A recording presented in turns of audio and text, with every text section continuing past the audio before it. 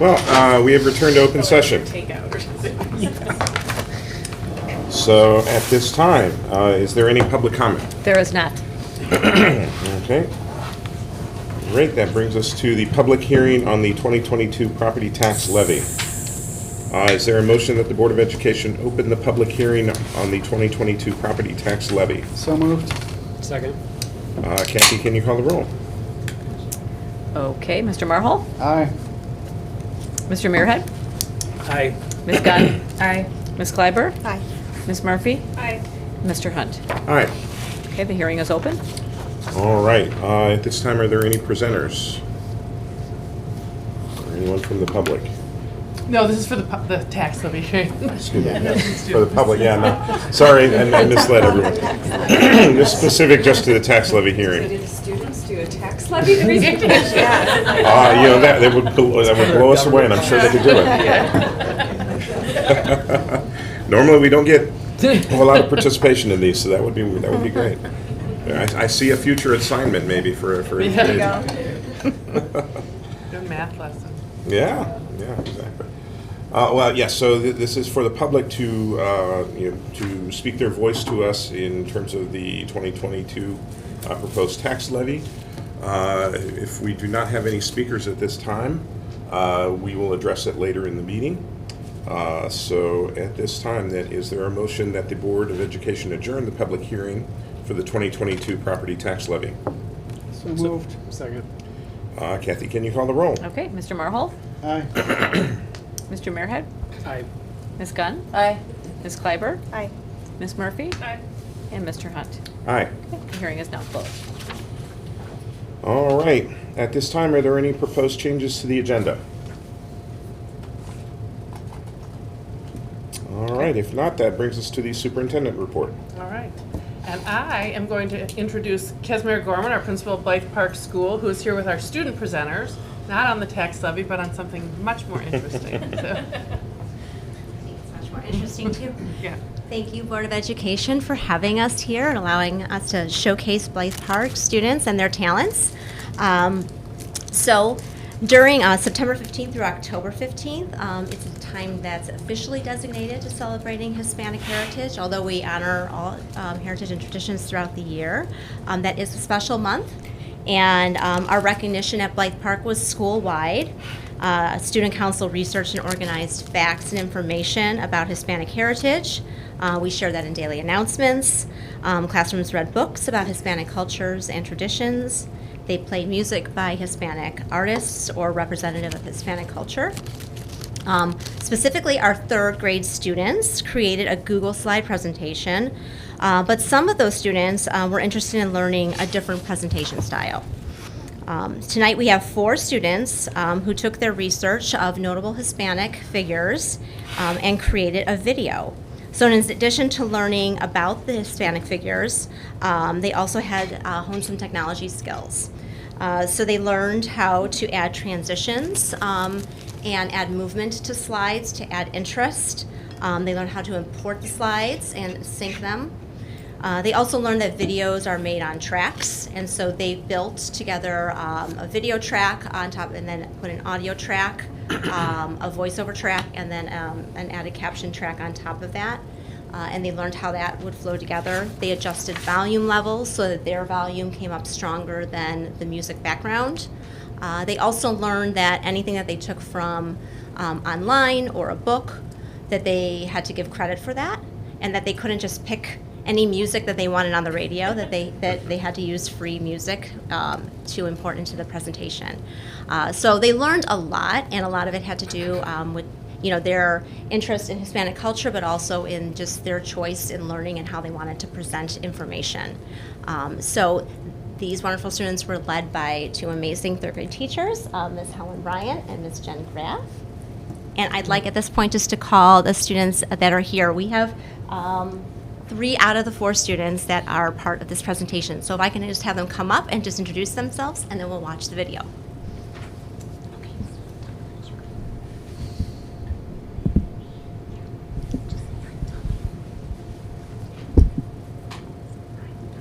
I'm Duncan.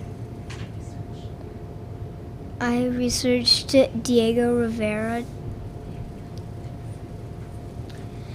My name is Amelia, and I researched Frida Kahlo. My name is Evie, and I researched Selena.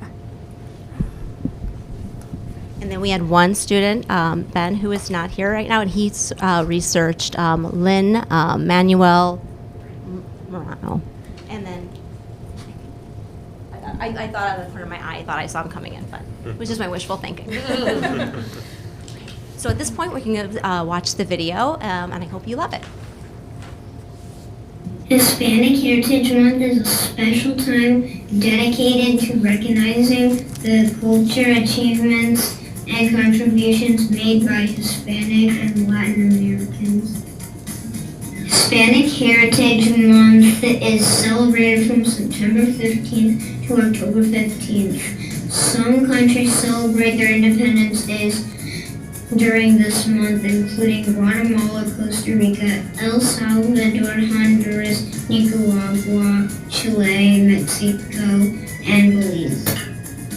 Hispanic refers to people who speak Spanish or are descended from Spanish-speaking populations, while Latino refers to people who are from or descended from people from Latin America. Students in school can study Hispanic culture by learning about Hispanic cuisines, music, fashion, religion, and famous Hispanic Americans. This year, 3rd grade students at Blythe Park Elementary School started Hispanic Heritage Month by researching influential Hispanic figures. My name is Duncan, and during Hispanic Heritage Month, I researched Diego Rivera. Diego Rivera was born on December 8, 1886 in Guanajuato, Mexico. His love of art began at an early age, and when he was 10 years old, he won a scholarship to study in an art school in Mexico City. When he was starting off as an artist, his painting style was mainly Impressionism and Cubism, but in 1917, his painting style changed to include large figures with simple lines and rich colors. He completed his first mural in 1923. We celebrate Diego Rivera because he's considered the best Mexican painter of the 20th century. His art continues to inspire many young painters. I admire Diego Rivera because his art has a big impact on the world. My name is Ben, and during the Hispanic Heritage Month, I researched Lin-Manuel Miranda. Lin-Manuel Miranda was born on January 16, 1908 in New York. Lin has a successful career as an actor, filmmaker, and composer. In 2008, he was nominated and won a Tony Award for Best Original Score for the musical In the Heights. Lin didn't stop there. In 2015, he wrote and starred in the musical Hamilton. Lin had continued to produce music. In 2021, he wrote the music for the movie Encanto. We celebrate Lin-Manuel Miranda because he left an everlasting mark in the theaters with his music and research. I admire Lin-Manuel Miranda because his hard work has allowed other music makers to have the courage to make their own dreams possible. My name is Amelia, and during Hispanic Heritage Month, I researched Frida Kahlo. Frida Kahlo was born July 6, 1907 in Coyoacán, Mexico. Although Frida has had an incredible career as a painter and produced beautiful self-portraits, she did not have an easy life. As a child, Frida suffered from polio, which caused her to stay in bed for 9 months and left her walking with a limp. At 18 years old, Frida was involved in a bus accident that caused her to wear a full-body cast for 3 months. It was during this time that she began to create some portraits. Frida also married, divorced, and remarried artist Diego Rivera. Frida often drew herself with the unibrows as part of her artistic style.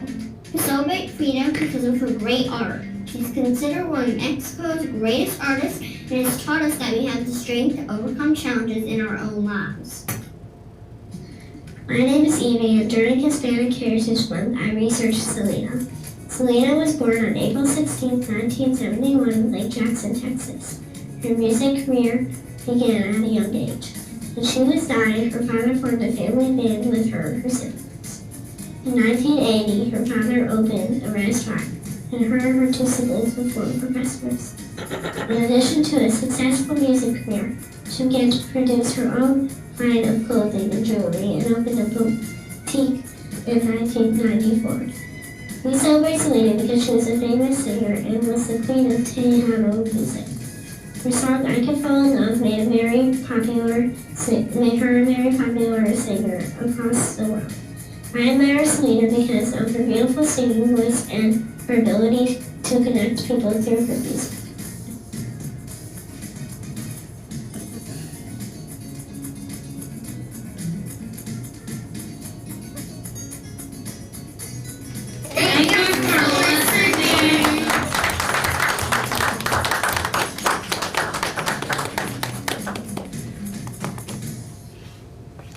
All right, that was fantastic. Yeah, that was great. Thank you. That was great.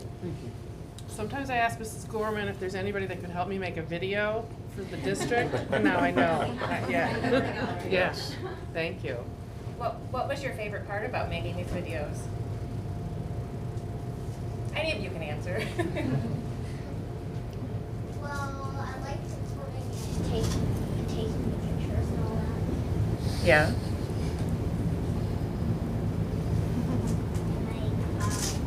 Making the sound at like different levels.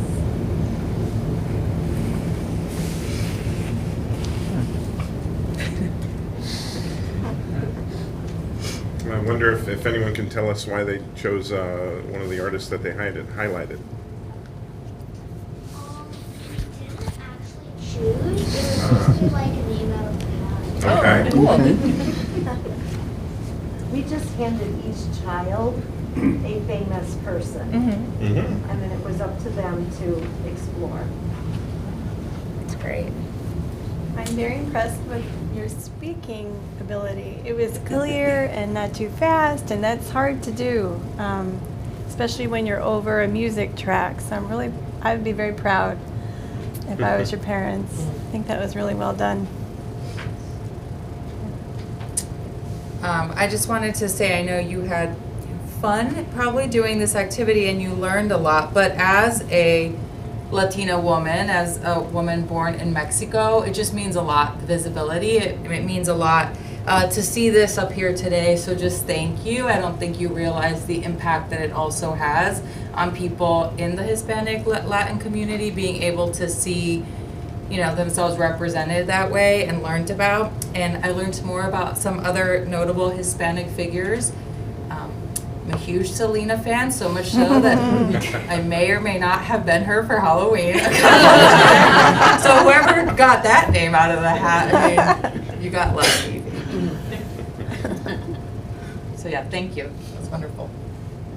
Thank you so much for allowing us Thank to. you. Yeah. Thank you for coming.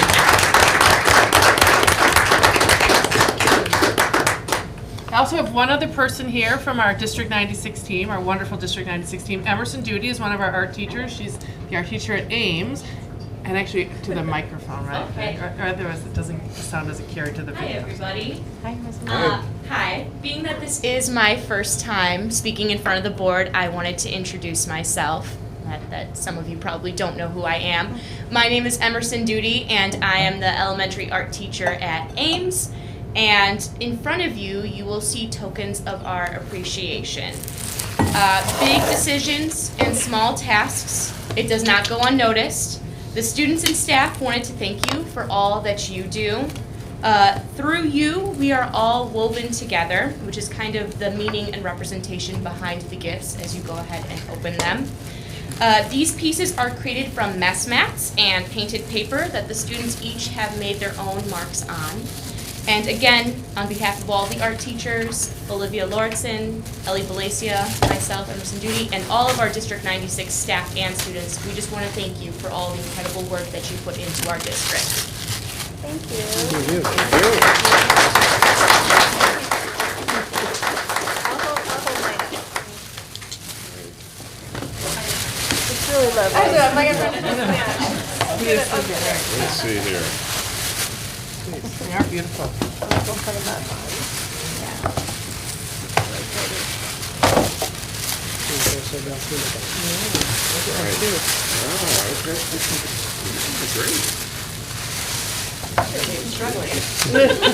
I went in the wrong thing. Yeah, it's a lot more than I was thinking. All right, thank you so much. Thank you. And welcome.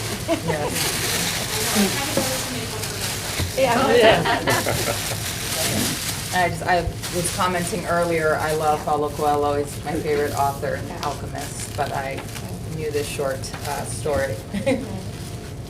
So thank you, Emerson and all the art teachers, but really our entire staff. And so Yes. also around here, you see some other notes. These are from Hauser students. I heard you got an email from the 8th grade yesterday. So yesterday was Board Member Appreciation Day, and November is Board Member Appreciation Month. So I also will add just my own absolute appreciation that I don't know that a lot of people realize all the work that goes into being a member of the Board of Education. So a lot of time, huge amount of dedication, and focus on doing what's right for kids all the time. So thank you so much. Thank you. Thank you. And I got one of these too, so. Nice. I have one for David as well, I'll drop it.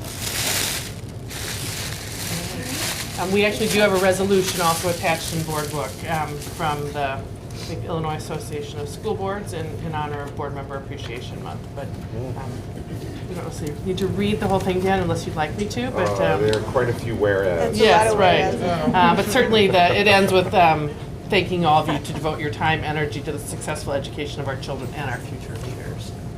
It's important work. It is, and we definitely appreciate that. Appreciate being appreciated. Appreciate being appreciated, exactly. I just had one other item on my superintendent's report, and that was to share with all of you that, as you know, our Family and Community Partnerships Action Team has been working on crafting a survey or agreeing on a survey that somebody else had crafted to make sure that we have a strong and valid survey. But we are ready to go. That's going to actually be launched tomorrow. It's being launched tomorrow because tomorrow is also Parent-Teacher Conference Day, and we learned from years ago when 5 Essentials was scheduled at the same time as conferences that having parents in the building while they're thinking about school and kind of their thoughts and feelings about the school and school district, that would be a great time. So tomorrow parents will get an email with the link and a QR code, and then there will be kiosks available, so they'll be encouraged to take care of it while they're in the building for conference time. And then we also have hard copies available. It's designed to just be for District 96 parents, so it's not a community-wide survey. It's really designed to be a parent survey to help us understand kind of the impressions and feedback from our families and how we can continue to engage families more effectively in the school district overall. I know our committee did a great job looking at it, making some tweaks and revisions, but also saying, like, is this a comparative survey? It's really not. It's not designed to compare us with other districts. It's really designed to hone in on areas where we feel improvements can be made. And so we're looking forward to getting the results to really create some action steps around the results. And whether or not we do it annually or periodically, I think the results will tell us, will give us a really good baseline, and we'll be able to figure that out moving forward. So this is the first year we've done something this extensive, am I right? Yeah, we've always done 5 Essentials. We will continue to do 5 Essentials. 5 Essentials is required by the state. That's actually will come out, I think, January, February, March, sometime in that time frame. That is a required survey. We're required to meet a minimum threshold. This is different. Hopefully it feels more user-friendly. Hopefully it feels a little more pertinent specifically to District 96, and maybe a little shorter and easier to take also. It doesn't replace that one, though. Kind of unfortunately, it doesn't replace that one. Do we have goals on a response rate or what might be interpreted as a success or not? We don't. I think some of what we know is, to me, the full day kindergarten survey is kind of an interesting indicator, and that I believe we had about 700 responses to that, and we felt really good in that we have an estimated about 1,100 families in the district that are about our 1,700 children. So I think that's a good sort of barometer for us. 5 Essentials, sometimes it's a 20 or 30% success rate. They use that as a minimum. I think we'd like to see it a lot higher than that. Yeah, I know we struggle with the 5 Essential survey, Yeah. so. Yeah. Your numbers that you're talking about for full day kindergarten definitely are encouraging. Right, and we know that was something that It's a hot button for a long time. Yeah. So we're hoping that if we kind of literally, hopefully our timing is good, although we were just sharing that the RB high school survey is also kind of out in the community. I hope that doesn't add to survey fatigue, but maybe it just adds to people being very interested in taking school surveys right now. So yeah, I will be reporting back both response rate and then over time we'll certainly look at the results. Mhm. When we talked about it being somewhat short too, so with there being 29 questions plus a couple demographic type stuff Yeah. in here, it feels like it's probably about a 5-minute survey Yeah, unless you 5 want to to fill 7, out. 5 to, yeah. Yeah, if you want to fill out some of the boxes, it'd probably Yeah. take you a little longer, but it feels like I like the questions too. And I know we had talked about the QR code, so I was going to ask about Yeah. that. It sounds like, are we going to put that on pieces of paper, like in the school for people to? So I sent it Or- to actually all our teachers tonight, and then Kathy has it embedded in the communication that's going to go out tomorrow to families, so they'll also have it in email so they could scan it from there. And then hopefully, and I encourage teachers to put it in their classroom newsletters, that kind of thing. Our Okay. principals will put it in their newsletter. And then we're hoping to close it December 2nd. It's kind of a short window. I think that's often like, please take it. Like, you know, if you leave it open too long, I think maybe it just sort of gets stale. But because it's kind of our own unique survey, if we really felt that we wanted to take one more push for participation, we could do that. There's not, you know, anything particularly magical about December 2nd, just a timeline that we established. Any other questions about it or comments? No. I appreciate the committee that took a look at it. So as I said, we used open source materials from Panorama Education. They're a company that already does this kind of work. They were free, but I think the committee spent a lot of time thinking about, like, were these the right questions? And we tweaked it and revised it. Not the actual questions, but just which questions from a larger bank. Select. All right, that's it then. All right. I look forward to seeing and hearing more about the results of the survey. Okay. Well, that takes us then to the tonight's consent agenda. Could the board secretary read tonight's consent agenda? Tonight's consent agenda consists of meeting minutes from October 5th, 2022 committee of the whole meeting, and the closed session minutes from the October 19th regular board meeting, as well as the minutes from the open session of the same meeting. The personnel report as presented in board book, payables pre-lists as of October 31st, 2022 and November 16th, 2022. And that is it. Right. Does anyone need to remove any of these items for further discussion? All right. Is there a motion that the board approve tonight's consent agenda as presented? So moved. Second. All right. Kathy, can you call the roll? Okay, Mr. Muirhead? Aye. Ms. Gunn? Aye. Ms. Kleiber? Aye. Ms. Murphy? Aye. Mr. Marhol? Aye. Mr. Hunt? Aye. Motion passes. Okay, next on the agenda is the Riverside Education Council. Do we have anyone here this evening from them? The next would be board member comments. I'll be quick. I went to the Veterans Day program at Central. It was really lovely. It was the first one I've been to with Mr. Renardo, our new music teacher, and he was fantastic. The kids sounded really good, and I appreciate the veterans that came. They really had some neat advice for the kids because they were asked to describe their service, but I think the advice was really kind of the best part for me. And as always, it was really good. It felt seamless. It didn't feel like we had a new person necessarily. He's his own person, obviously, but it was really well done. So thanks, Mr. Bernardo and the teachers. Anybody else? I was able to participate in part of the one at Ames, which was also a packed house again this year. Yeah. I got a little concerned because the line was like down the street, but I got in, so. Which was good because my son just started Boy Scouts. Dan, you'll appreciate this. They carried the flag out, and he was the Oh, one that got great. to do it. So he was very excited about it. And the kids are always pumped about the songs that you hear nonstop every day for all the weeks leading up to it. They finally get to perform it and all that. So it was pretty good. Yeah, along those lines, this is kind of an unofficial event, but my son was at a kid's birthday party a couple days before Veterans Day, and just as they were getting ready to sing Happy Birthday, they broke out into a chant of "You're a grand old flag." So they were well practiced at that. Yeah. All right, anything else?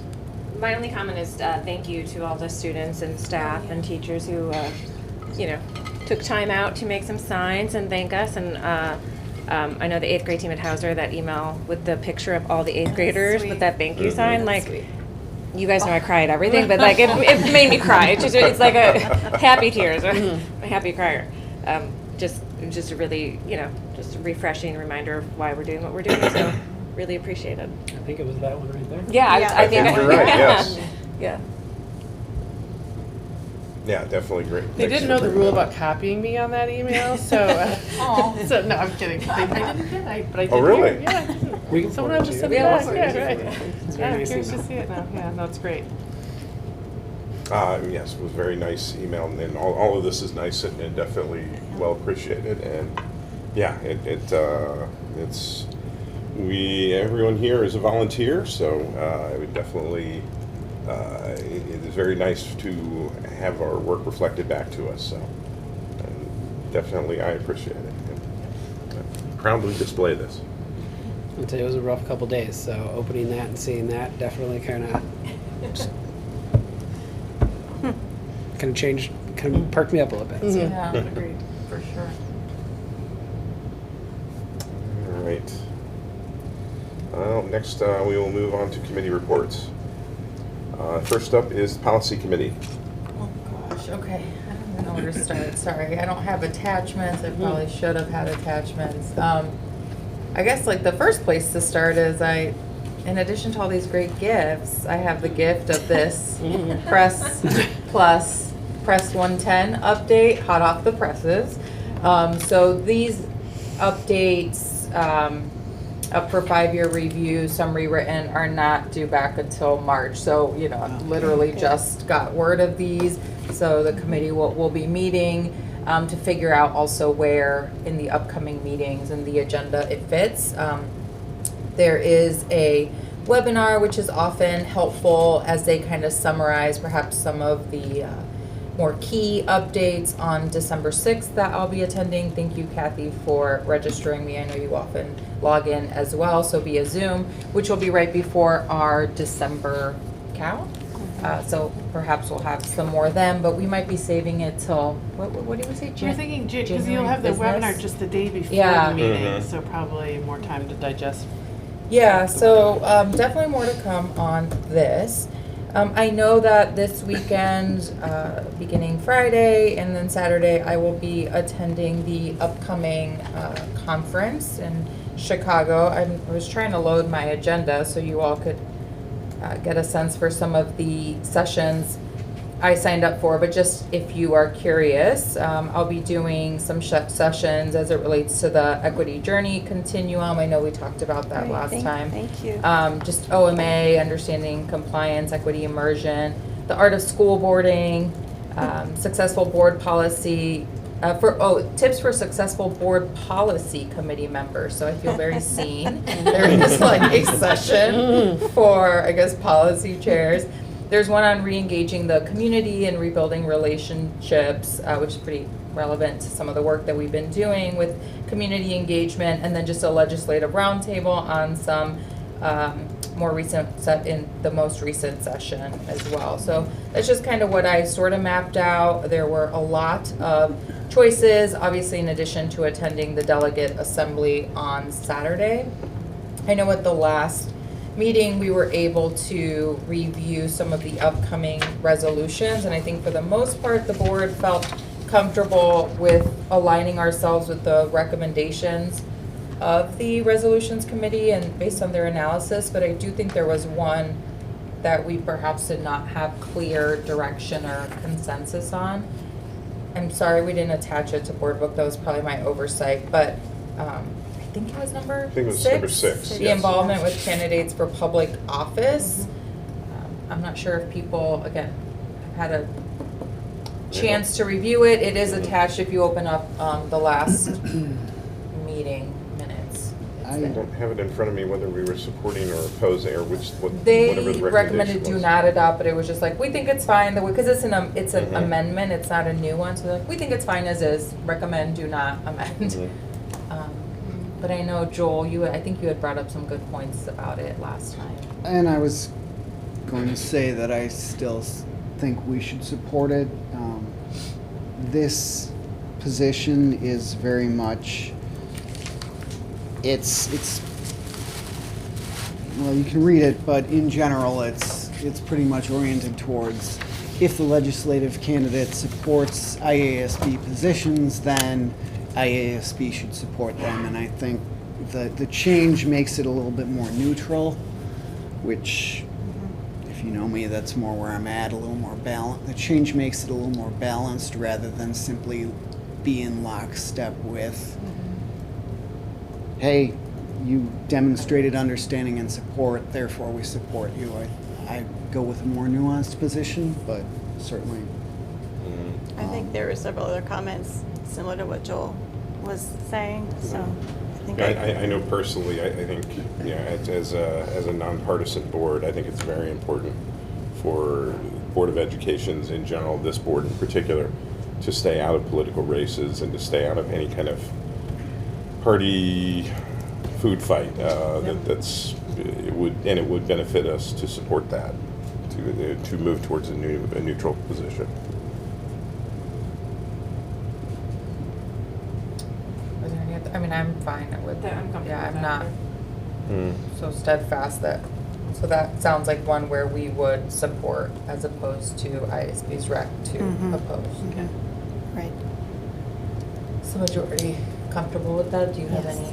I don't think I really understand what they're even putting on here, so. It's the word actively encouraging and insist that rubs me the wrong way, the way that they're saying. So I would prefer the neutrality. Yeah. Yeah. So. No, you just read it like they're lining out. I don't really understand what they're trying to get It's at not with great. the change. So Right, I don't really have an opinion on it. I don't feel like it changes anything. So whether they don't change it or we do change it, I feel like the same thing's going to happen. So maybe I'm just not wonder getting about the degree nuance. of windmill But tilting and things like this. yeah. So if we want to support changing it, I think I'm fine with that. And if we don't, I just don't. I don't know that this change really does anything, which I think is the point of them saying we don't recommend it. But if you all feel better having to do it, if you feel it's more neutral, I agree with Joel's position that we should be neutral. So if we feel that makes that more that way, then If saying I'm good yes with it. equals more neutrality, Correct. go that Yeah. direction. Okay.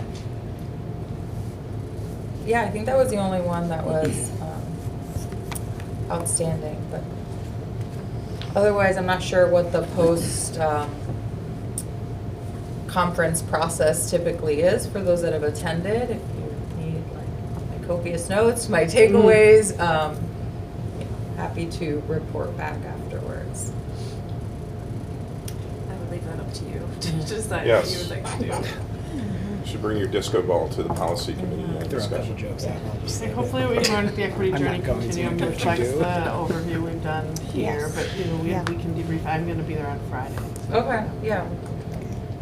And yeah, if there were any other sessions that really stood out to people, please feel free to let me know. Again, I took a look through the conference agenda and just tried to select some that kind of hit the various areas of the work that we do, both as a door, but even as a board, so.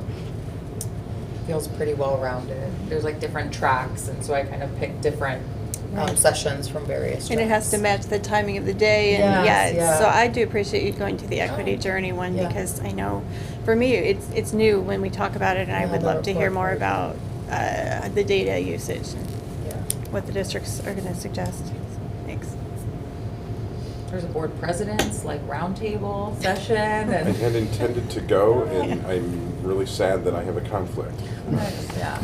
No, I'm looking. I've been intending to go for a couple of years now. This I wanted to do this, but I cannot. No, unfortunately. I'm looking forward to it. It's a first for me. I mean, I've attended many a conference professionally, but I'm looking forward to it. And just obviously also meeting other board members from varying districts. So I think those are the main updates. I don't know, Martha, was there anything else? No. Press? A lot coming, right? Yeah. Yeah. Okay, thank you. And the policy review cycle also. So when we meet, we'll Yeah, kind of this has thrown a bit of a wrench in it right now. I'm thinking maybe for the new year, but again, I want to see which ones would be up just for our own internal review, that if there's too much overlap, it might not make as much sense to officially start it. So I just need to review the policy review cycle alongside these press updates and see where there's overlap or if there's not.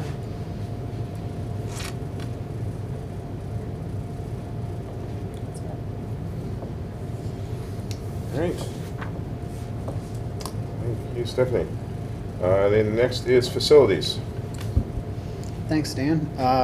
The committee has intended to meet or met a couple times since last time, but we'll save all of our better work for later in the agenda. DLA is here to do a presentation. Okay. Thanks, Joel. Then next is education. We met? Yeah, we met on Monday. Yeah? Yeah. Yeah. Monday morning. And we, Nora and Pam joined us, and we had a brief overview of a topic that will be happening at the next committee of the whole regarding SEL and all of the curriculum updates and the work, the progress.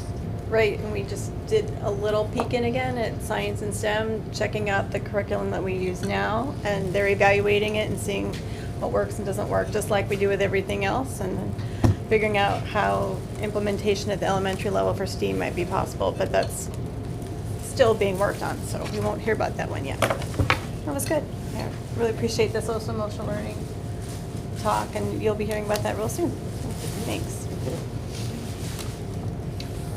Sherry and Linda. And next is Personnel Committee. I don't have anything to share. Feels a little weird. I feel like I say that almost every meeting, but most of what Martha and I talk about are, staff things and whatever, so it's like more closed session items. But we did meet like 2 weeks ago, talked about a few things. Nothing pressing, nothing major. So that's nothing to report out publicly tonight. Okay. Thanks, Wes. We do not have David here tonight for the Finance Committee. I don't know if there's anything of note to pass along.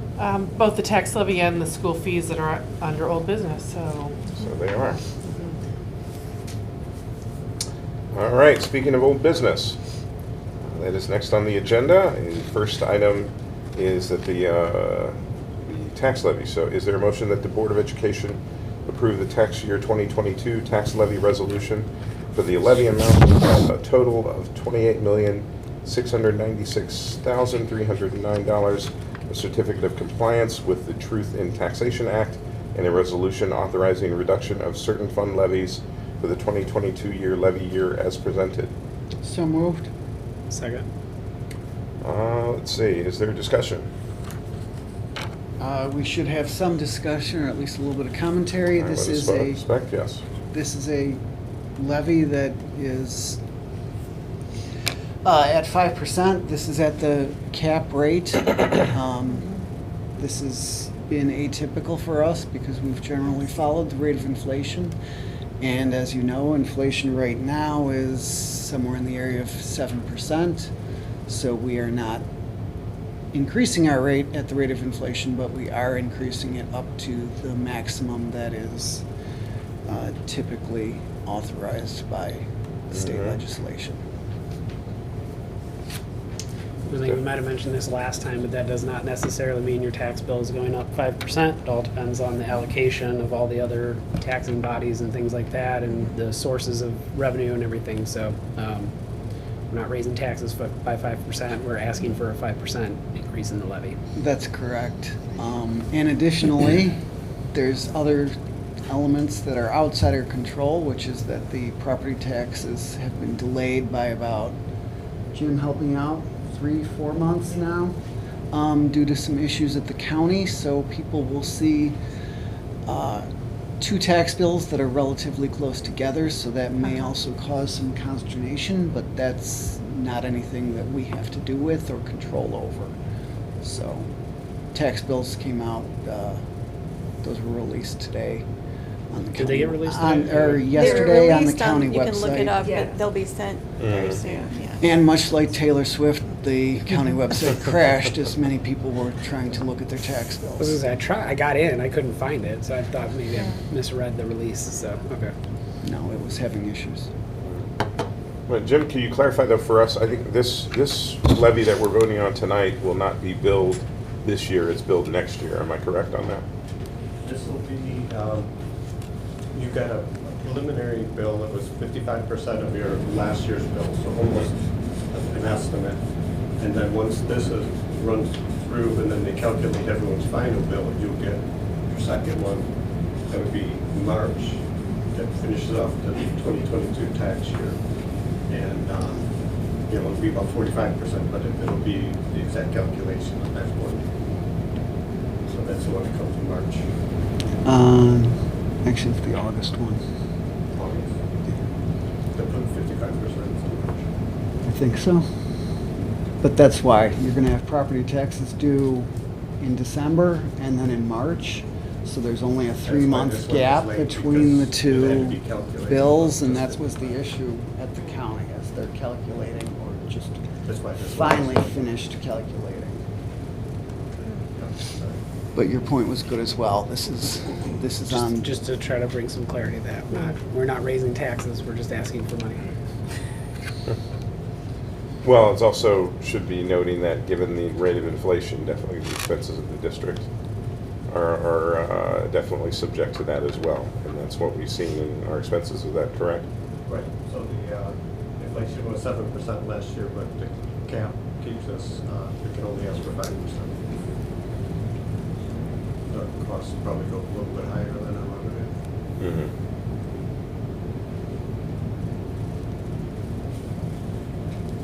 Not to get too much into speculation, but a lot of the economists are saying this is supposedly only going to last through maybe summer, and then it should correct itself. So hopefully we don't have another 5% PTEL cap next year. Hopefully it's a one-time event and we kind of normalize from there.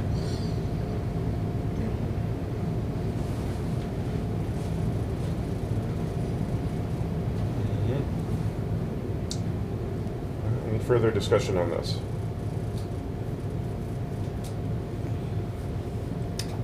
And are we ready to vote? Yep. Okay. Kathy, can you call the roll? Okay, Ms. Gunn? Aye. Ms. Kleiber? Aye. Ms. Murphy? Aye. Mr. Marhold? Aye. Mr. Muirhead? I Mr. Hunt? Aye. Okay, motion passes. All right, and our next item under old business is school fees for the 2023-2024 school year. Is there a motion that the Board of Education approve the school fees for 2022 and 2023 school year by 5% as presented? Well, I'm sorry, which one is it? Is this for this year or for next year? This is for next year's school fee. This is for the coming school year. It's just that we have to set the rate early enough that, I think it's already in January, that early learners pay. And kindergarten and. Tuition, so. So which one are we voting? Because it's listed 2022, it's listed for this year as in the resolution. It should be for the 23, I see it as 23-24 school year. Oh, I see, there's On two the different agenda. things. in the Yeah, motion sorry. it says Yeah. 22-23, yeah, so it's for It's the So it's the 23-24 school year. Yeah, that's what I thought. Okay, so I'll read it again. Is there a motion that the Board of Education approve the school fees for 2023 to 2024 school year by 5% as presented? So moved. Second. Any discussion on this? So I'll say we had a pretty lengthy conversation around what exactly is this going towards, and I said I was going to do some homework, so I did that. I don't know if I did it right, but I picked numbers and I looked at the budget, the full budget, and really kind of boiled it down to what I thought the intent of these fees were going towards. And so I just looked at the instructional supplies, the instructional, I don't know how you, the list of instructional stuff specific to instruction, and I looked at the supplies and materials section of it for instruction and then special ed instruction. So I came up with a total of about $671,000, and just doing, basically backing into our August enrollment and just assuming everybody pays it, which not everybody pays it because we have reduced and free and all that kind of stuff that goes into it. But anecdotally, we collected roughly $214,000. I don't know, I'm sure there's a more specific number attached to how many fees we actually collected, but just rough math there. it's roughly 32% of that instructional supplies cost, which is actually a little bit more than I thought in my head. And so if we're looking at this from a student families that actually utilize the tax money for having their kids in this district and helping offset some of those costs so that we don't have to ask for as much from the broader tax base out of your taxes. That was kind of the number that I came up with, and so I was thinking I was going to push a little bit more towards the 3% side based on last time. Looking at it, I think there's only 2 or maybe there was 3 that there was really a difference because of the way that Jim does the rounding stuff. I think there's only 2 buckets that hit that next $5 compared to the 3%. So 3% and 5% were basically the same fees up and down. Although I'm sure that your non-rounded number, it'll end up catching up there in the future. But as of right now, there's only a couple of them that went up to that next $5 round. So I think I'm actually okay with the 5%, and just kind of solidifying that cost is actually a pretty decent chunk towards some of those supplies for direct instructional fees. It makes a little bit more sense to me after that last conversation. Jim, could you explain that rubric again that was just mentioned where you're rounding up to, I think it's $5 increments? Sure, I go back to the year we started this process, so I call that the base year 2019, and then I reapply CPI for all the years since then. So when you see these nice round numbers on here, there's actually a number behind there that's getting rounded up or down, and that's the number I use to add the percent to. So for instance, in the pre-K there, I didn't take $75 and add 5%. I took the number behind it, which could be $73.95 or something, and added 5% to it, and then whatever that number was rounded to easy. So it's just easier to work with the round numbers. Mm-hmm. Makes sense. I think we should also note that for families on free and reduced lunch do not pay these school fees.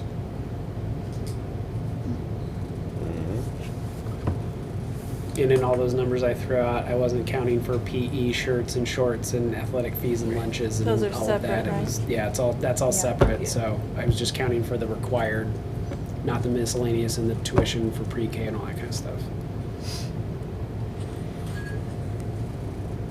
Yeah, these are, I don't know, these are very near $200 for some of these classes. I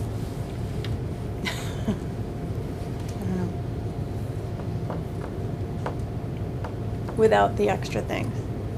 So. Yeah, I mean, we don't need to have the same conversation we had last time. So I mean, I would like at some point, and I know that's not in your time frame right now or what you can do, to actually have some sort of, I would like to be able to say to be able to talk about it publicly, like what are these dollars going towards, just to give some sort of like context to them. I feel a little bit uncomfortable that we're just like, well, it was this in 2019, so we're just going to keep raising it. I would like to at some point say this is what it's paying for, a percentage of something. That way it just feels a little more justified, like just that there's context as opposed to just we're charging $200 for 7th grade this year. I don't know. Looking back over it too, the 3% and 5% are not that different, so it's not. I certainly did not support 7%. I mean, yeah. So for me, it's just more so like philosophically, I'd just like to know what these are for. We don't have time for that now. I'm not asking for that now, but moving forward, I know we've said this every year. So moving forward, it would be kind of great to have some sort of rationale, but. Like a peg of an operating budget item or something like that. Yeah, just to see, like, I know that schools can assign any value. I know there's no hard and fast rule, but it would just be nice to know, like, what does it, I mean, they seem reasonable, they're in line, they're not extra, like, I'm not concerned about them, I'm just, as somebody voting on them, it would be nice to know what they are. That way I could feel like I know what I'm voting on a little bit more, but I'm not like, but we don't need to rehash the conversation we had last week about like philosophical issues and Yeah, I think for me in the future it'd be helpful to know why the grade prices increase the way that they do, because I haven't seen any rationalization for that based on materials usage. And it just, there's an incline, and I understand that, but for why? I really haven't seen the data yet to support why one grade might be twice as much as another grade. So that would be helpful.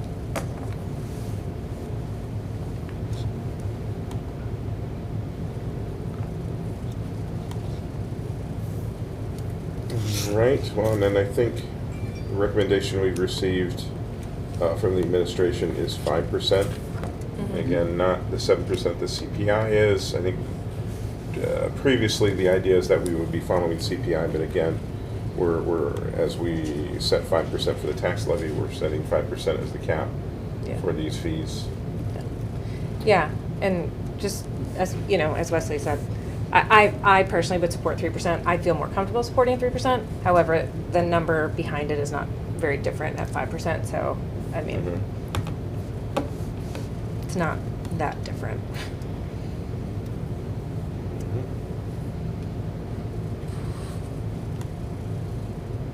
Well, is there any further discussion on this? Just not rehashing, but I continue to support the middle ground of 5%.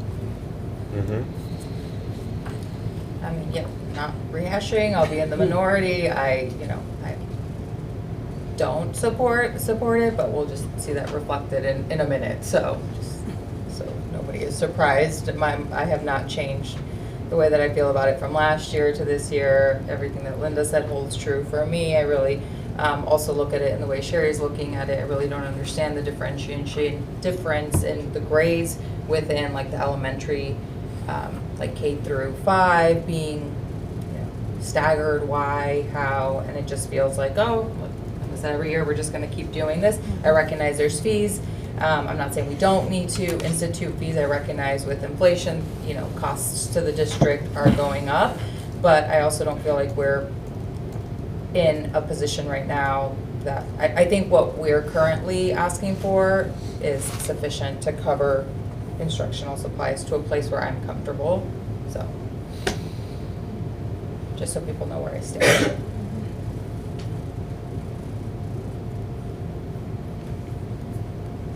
All right. Any further discussion? Are we ready to vote? All right, Kathy, can you call the roll? Okay, Ms. Clyber? No. Okay, Ms. Murphy?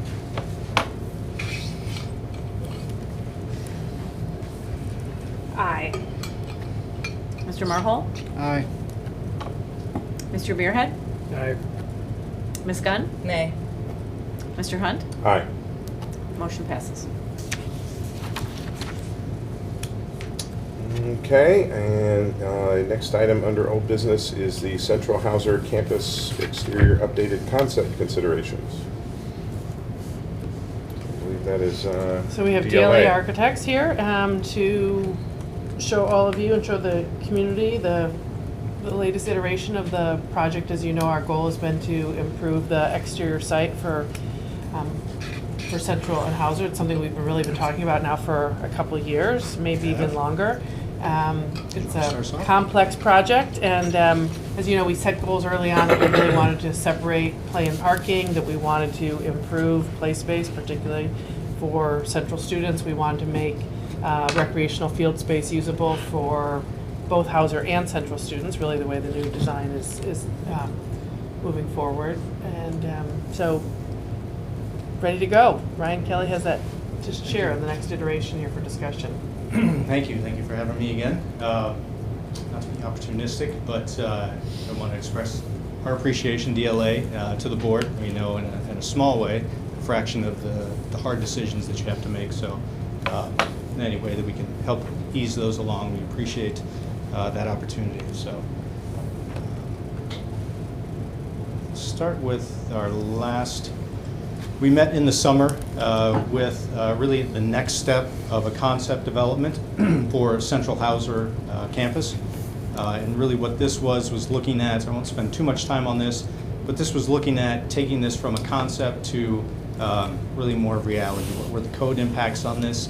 what are the parking impacts, and then, what did that space allow for play, both at elementary school level and at junior high level within the site. So we obviously met with you and the board, and we got a lot of good feedback through that process. Two really key pieces of information that we received. One from the staff and administration that when we change this site this drastically, it really changes the needs of the kids inside the building. So that precipitated us to really start to look inside the building. As we separate parking and play, we understand that there is a large area that used to be play that is no longer available for play. So what we heard is that we need to evaluate the amount of green space that we're creating, play area that we're creating, and trying to maximize that. And so what you'll see in our next iteration is our efforts to do that. The other piece that we found through conversations with the village is that there's an understanding that the goals and the needs of a school within a urban and residential environment are unique. And so there might be conversations that might allow us to look at parking and drop off a little bit differently that wouldn't necessarily meet the letter of the law with the village ordinance. Obviously, those are discussions yet to be had. So I'll go to our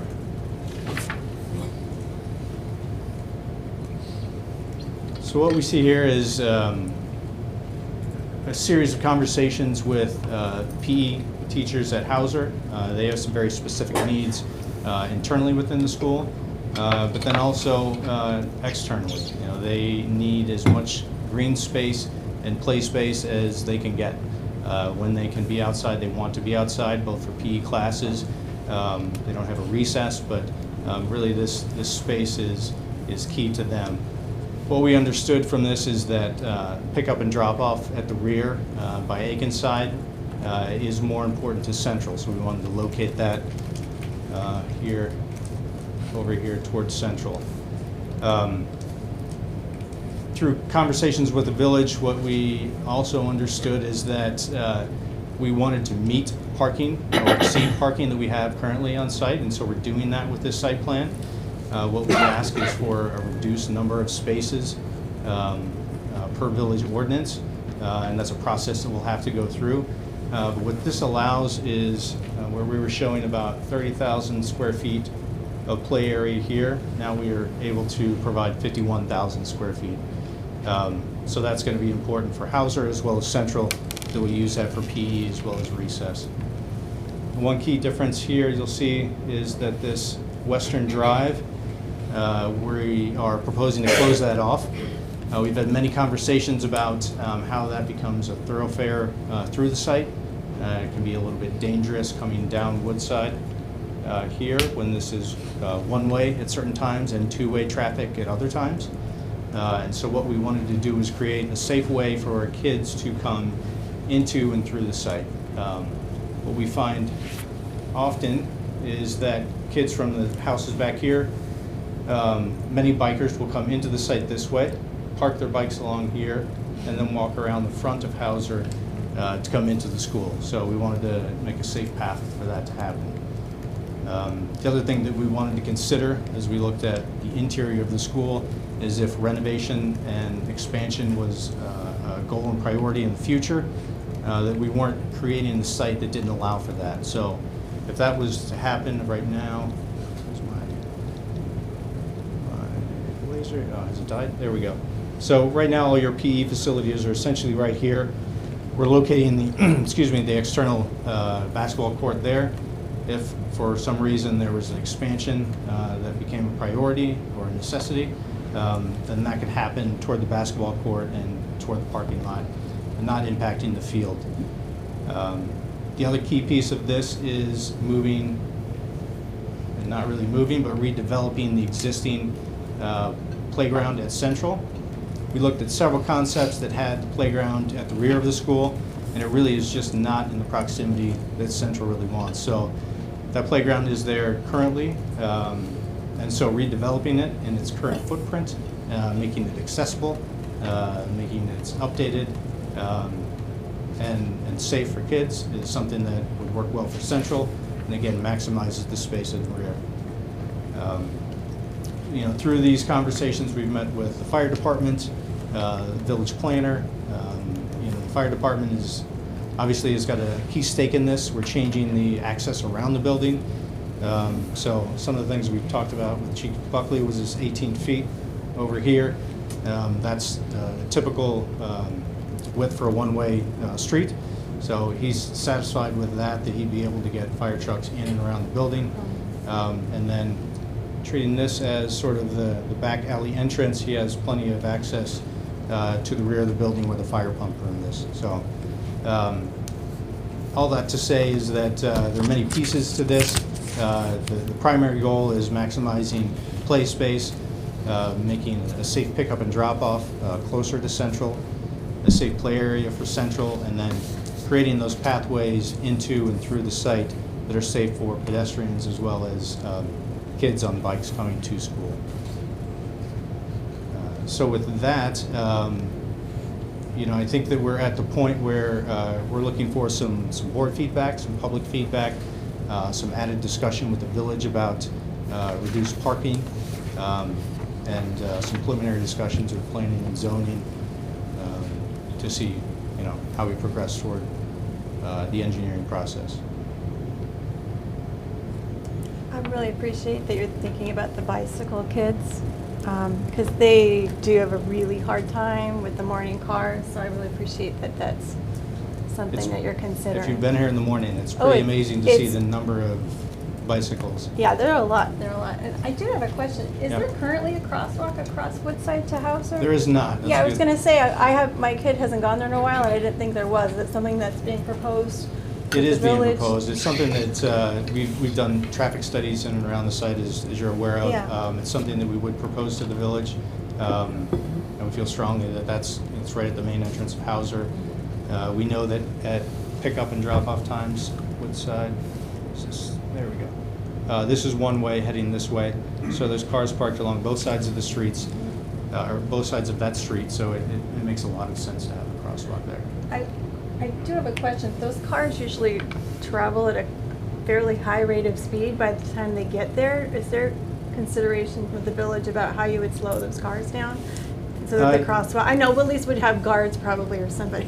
Yeah, I mean, I think it's a multi. Anybody, I've been there and it's a little scary sometimes. It is. I think and it's an operations thing. Definitely having people out there.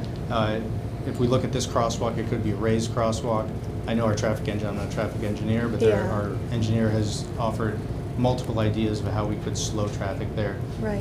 It'll be a conversation and a coordination with the village. Gotcha. They've done their own traffic studies that support certain goals as well. Oh yeah, I'm sure it's doable. I was just thinking those people race through like they're on fire. Well, and but it is a good place. I do see kids run across the street when they cut through from the streets west of Woodside. Yeah. And so that can be probably a good idea for them. This is still at the sort of conceptual or call it schematic phase. Something that we would propose with this is some added signage. We talked to the village about that. Again, Woodside switching from one-way to two-way is something that could be confusing and isn't necessarily well noted.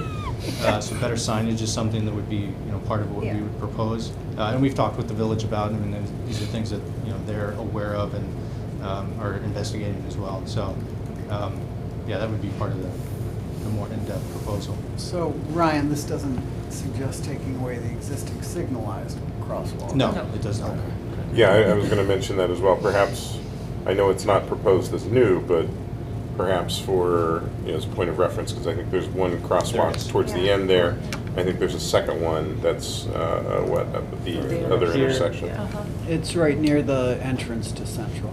Yeah, there is one. On the other side. There's one there, and then there's one kind of just a little bit past the corner of Hauser. By where St. Paul's? That church is, yes. No. Oh, the other side? other down way. there? Yeah. Yes. You're going down right. Woodside. The one with the light. I'm sorry, I'm going down Woodside. The one with yes. the light, yeah. Correct, Right. yes. So perhaps those would be, those probably should be put on that drawing. Sure, yeah, we can do that. And we would evaluate that closely with our traffic engineer. I mean, there's a certain distance that's recommended and not, for obvious reasons.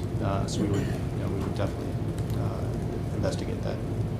So that alley, I think I heard you say, that's going to be cut off. So that Yeah, that would be cut off. only the bikes, and so that like basket weaving, stitching, is that permeable pavers then? That's just open? So we see that as a combination of concrete and permeable pavers. Okay. We And then we bike, know- obviously bike parking, because you mentioned that, so that's just foot traffic space, no cars can get there or anything like that? Correct. This right here? Is Yeah, this- well, and then into the back, because Oh, you said, into the you're back, saying yes. they're gonna This park would all their be- bikes and then walk around front, or that's what they do today, maybe that's not how we're using that space. Right, that's what Okay. we do today, but, we would change that where that's all pedestrian and Hauser access. So with I'll call it green space, that could be a variety of different things, but a way to soften the edge of the building, that would be all access for pedestrians, no vehicles. So vehicles would be Only in that parking lot? only in this Yeah, area, okay. and then, pick up and drop off would remain Yeah. on Hauser and. Now, given how far those cars come into that parking lot there, that's a lot further than that's there now, would we need additional staff somehow, or since they're wouldn't. passing those two rows, I'm just wondering. It's a good point, and it's a consideration that we looked at in many schemes. What this allows for is enough queuing of the traffic for pickup and drop off to not spill onto Akenside. That's a big concern for the village. So it allows enough queuing space. It also allows passing space here, so you can come and you can pick up and drop off here. You can also pass and continue out, or you've got these sort of escape lanes where if you drop off or your kid gets out of the car, then you could cut across and then exit the parking lot. What you can't perceive here, we would be providing breaks in the fencing that would allow kids, because we know that if there's enough queuing that happens, kids will get out of the car. So Right. what they can do is have direct access through this fence line and into the primary pedestrian thoroughfare that we're providing. I mean, we've had some preliminary conversations that maybe we would change, like which grade levels drop off in the back. It's probably not as utilized as maybe we would want it to be, in that we could potentially reduce some of the congestion out front and use this better. But I think we have to, that's yet to be Yeah, I fully think, determined. what we're trying to provide is many pedestrian entry points into the site, through the site, here, and here. We did hear from the principals that Central would use this pick up and drop off more, and would potentially enter at the back here. Horrible with the laser, sorry. So, we looked at, did parking make sense closer to Central? Did it make sense closer to Hauser? And what we really heard from administration and principals that it really was a priority more for Central than Hauser. What are the, for the playground, what are the ages that you're considering? Because now, So because we're locating it very similar to Ames or Hollywood, we would typically, when we have a playground for an elementary school, we'll kind of split it in half. We can do that in a variety of different ways, either literally with surfacing or just by equipment. So typically half of the equipment is focused toward the younger age kids, and then the other half would be sort of the 5 to 10 to 12 year because that's, age. yeah, it's a really small footprint for, in my opinion, both It's- levels. It is not, it's not as big as Ames, but it is about the same size as Hollywood, to give you reference. So is that like a fence would be, so the space could go further out? Is there a fence there? That's- Well, yeah, we would propose a fence, and that is something that we would have to talk to the village Okay, about. I was gonna say, is Fencing that in the gonna front be- yard is something that Yeah, is, I don't love that idea, just aesthetically as a resident, but I don't know if they require it or what, well, They would- I think You know- it's a discussion that we need to Yeah. continue to Yeah. have. There is a village ordinance. I that love does the allow idea it. simply because it completely expands the area of play. I mean, there's so much area there that kids can't run up to because it's too close to the sidewalk, which is by the street, Sure. there's a couple things that work in our favor, and a couple things we need to consider. One, that area is sunken about 4 feet below the level of the road, so that is good, because I think that brings it out of the view of the road and the rest of the village. There are a couple of old trees that we would plan to protect and build around, so those are consideration, important to us, is important to the village as well. So we'd have to work with the arborist in terms of that. And then, ideally for protection, we would like to fence around any elementary school playground. We know that this is technically the front yard. We also know that it's an existing playground, so it's something that we would have to discuss with the village. It would be a variation in the zoning ordinance that we would be requesting, and we'd have to do it in a thoughtful, sympathetic way. So the hope is that we can negotiate the grade to be low enough, minimize the fencing that would be required, and still be safe, and make a good proposal to the village that might be amenable to them. Because if we weren't able to do fencing, then the space that would be usable would be much smaller? Yeah, I think so. I mean, we would have to look at that. I mean, I think we could still stick with the same size footprint because we're still developing the same size footprint playground. Right now, there's a lot of stone and tablets that look nice. They take that was the weirdest addition, just me speaking for myself. Thank they're you beautiful. for I don't know if they're appropriate for elementary It's school. beautiful, but it's so sharp. And we would hope to repurpose them somewhere else. They take up a lot of space and they're sharp. So, we would look at taking that footprint as well. So, more work to do for sure. I appreciate you talking about the grading, though. I was curious because, it is really sunken down. So thank you for talking about that. So yeah, I think that will work in our favor. So I see on the examples, one of them, there's a space kind of in the middle there where we have a basketball court in this view here, and there's another one that listed the soft playground, which kind of, I guess, is... Yeah, Dan, originally I was going to do a little bit more of an intro, but this, what Ryan just presented, is the result of that original plan, or concept that we had done with the landscape So it's old architect. versus new then? Yeah. Yes. Okay. And so this is advancing the original ideas to something, to kind of a final concept that, as Ryan noted, gets to a much larger green space. And so what you were referring to with the soft playground was something that did not address what the PE teachers were looking for and what we really wanted to develop, which was a larger, usable green space that's separated from the parking. Yeah, So- I guess I was wondering if PE teachers gave input on that, because I was wondering about an outdoor basketball court when we have, a couple in the gym that's attached. Kids really like to play Sure. hardscape, basketball. We heard that from Central as well. That is, Yeah. they'd like to have it. Yeah, I mean, I think if they had to weigh, green space versus basketball, they might feel differently. But we did hear that it was more important than, say, a gaga ball pit or some other things. Yeah, I noticed that had changed. There used to be a gaga ball pit, and Yeah, we heard not so much they didn't want Foursquare, it. not so much gaga ball, but definitely basketball, definitely more green space.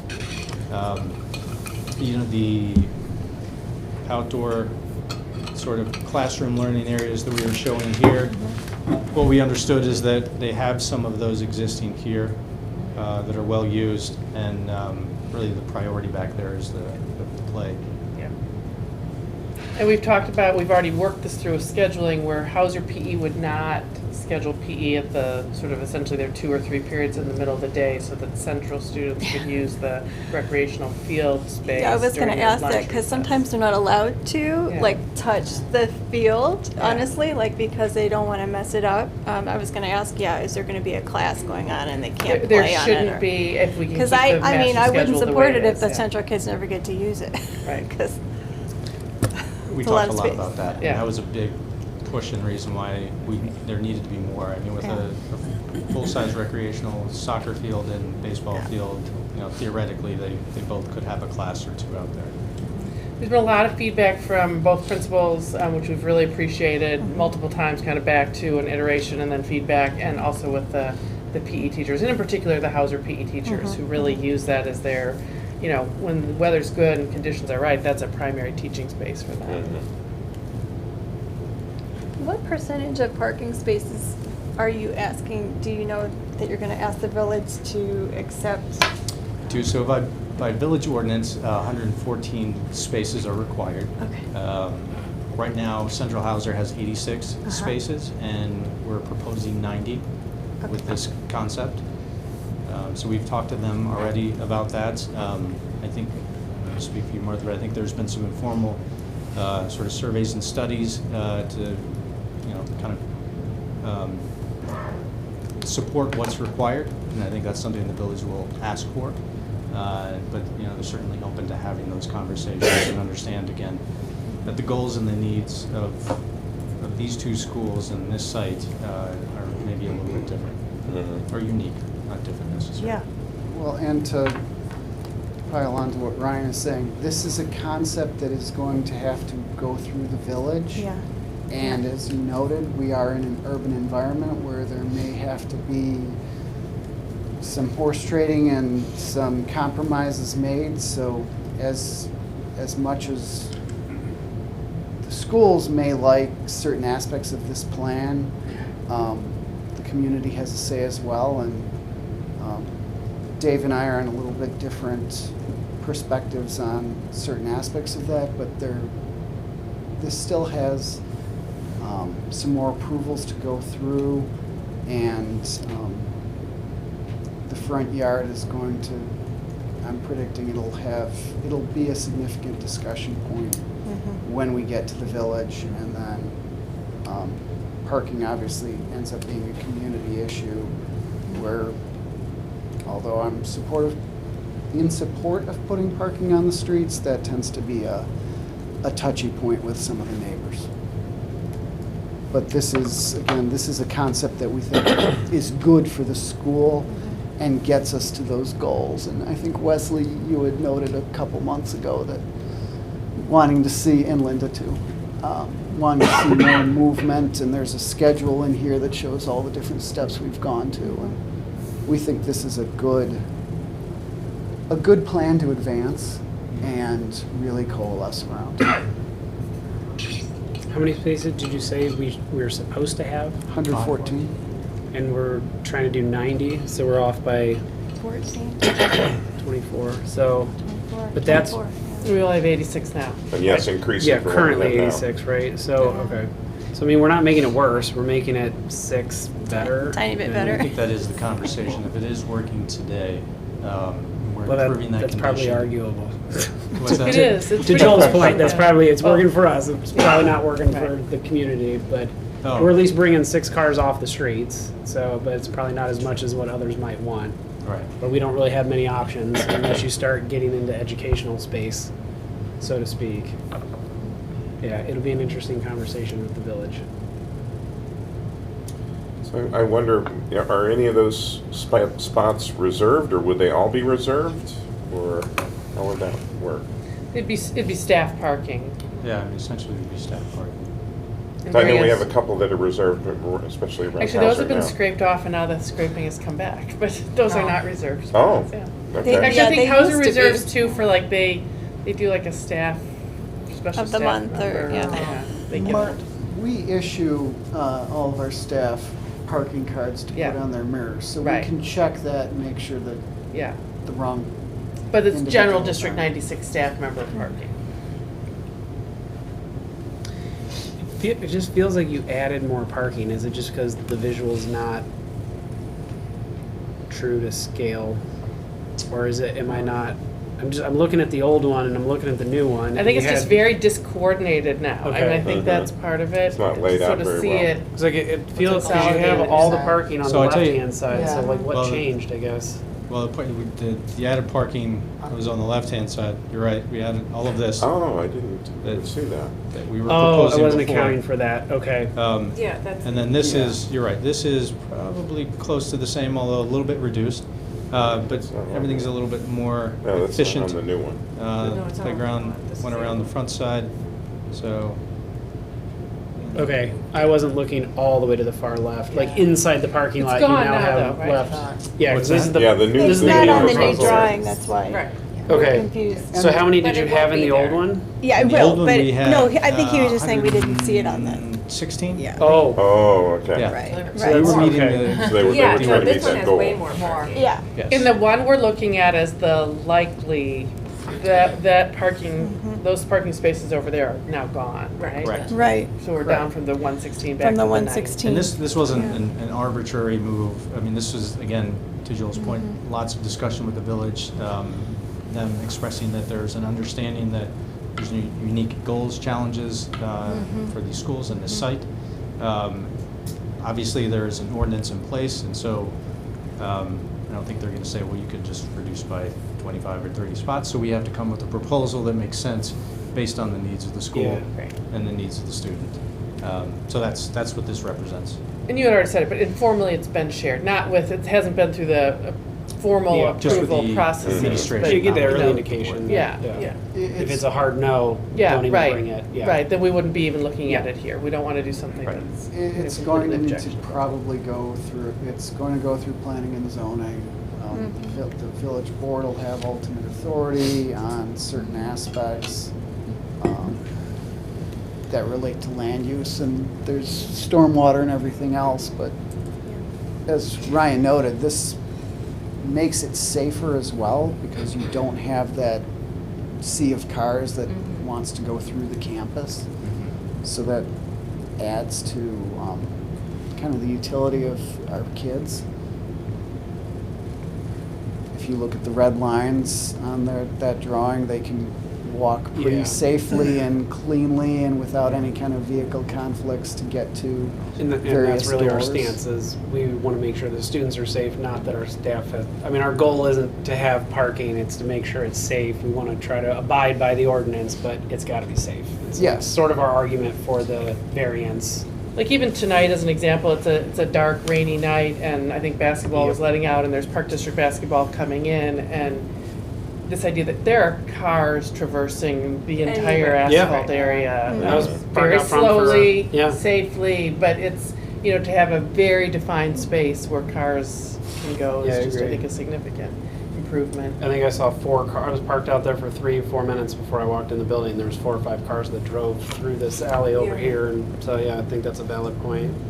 Well, and the village has some pretty significant goals of reducing impervious surfaces, you know. Yeah. And we're certainly trying to design to that, be considerate of that, and, you know, while this conceptual plan doesn't note it, as you already asked, I think, Dan, some of that would be permeable pavers.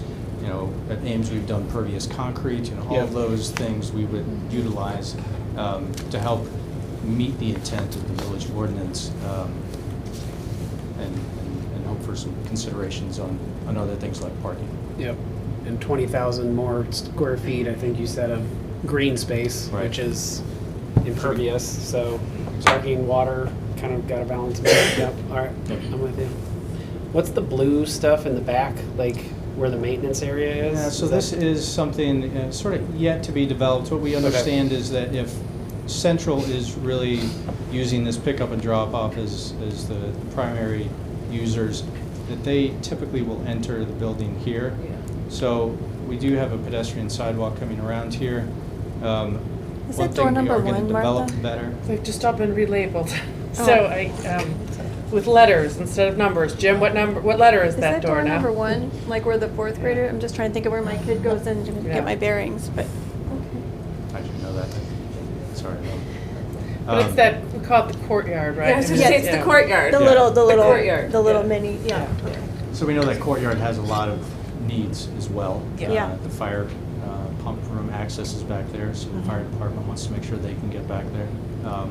It is pedestrian thoroughfare, so we want to provide access and a good, safe path for that. If drop-off happens here, and what we're not showing here, but will be in develop, is, you know, a crosswalk and a safe way to get to that pedestrian path. So the blue is that would be really our next step before we went to any sort of planning and zoning to really develop how we would address that. What about the maintenance vehicles, like the D96 vehicles that are currently on site? So there's a change in the garage, how the garage door opens there, right, Okay. Ryan? Yeah, so right now, all Oh, those right, trucks we are had talked parked about- right here, and there's a garage door here. We would move that garage door to the alley side. So obviously, that would only be not during pickup and drop-off. Right. And deliveries would have to be coordinated, but that would happen within that sort of blue zone. So it's part sort of maintenance access as well during the day when there's not recess or pickup and drop-off happening there. Because the vehicles are outside a lot. Yeah. Like I would say they're not in the garage most of the time. So I was wondering if there was space, but.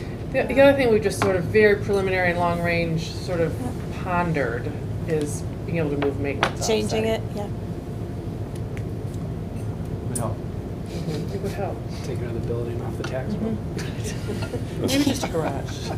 What's that? Take another building off the village tax roll. Seems to be the theme these past couple of years. Not just us. It's not just us. What, I can like you this. remind me, sorry, south, just, south of the baseball field? And if you're not gonna use that for Here. kind of outdoor instruction, what would, it's small space? What are Yeah, I you think considering we- for that? We're kind of representing that as, planting beds, whether they be raised, sitting walls, or at grade, sort of gathering spaces, as kind of a buffer before you get to Hauser.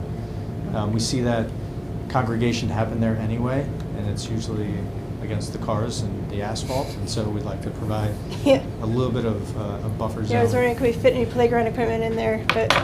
What's it's- that? I was gonna say, can you fit any equipment in there, but it's probably No. too small, It's pretty small. Yeah. It And that really was- serves probably best as kind of a buffer. Yeah, zone. no, I could see the junior hires sitting there totally. I but- think we were always opposed to having playground equipment right there because of the potential distractions Yeah, to it's too the close to Hauser the kids. school. Oh, I know, but it's right next to the central kids as it is. It doesn't matter them.